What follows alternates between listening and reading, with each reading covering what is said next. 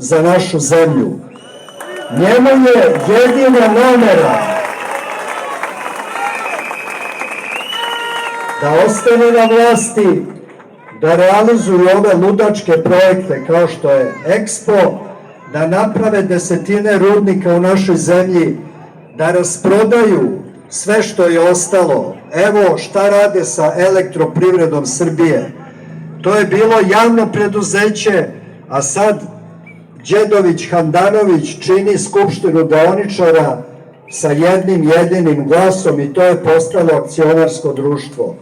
Neće proći puno vremena ako ih pustimo. Počeće da prodaju nacionalne parkove, Telekom, javna preduzeća, preduzeća za distribuciju vode u gradovima i sve samo da ostanu na vlasti.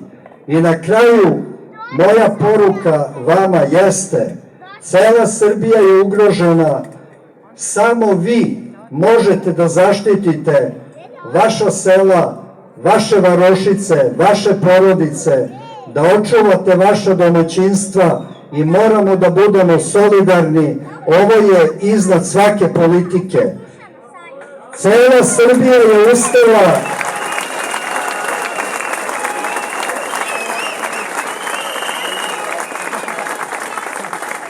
svaki dan se ovakvi skupovi dešavaju širom naše zemlje.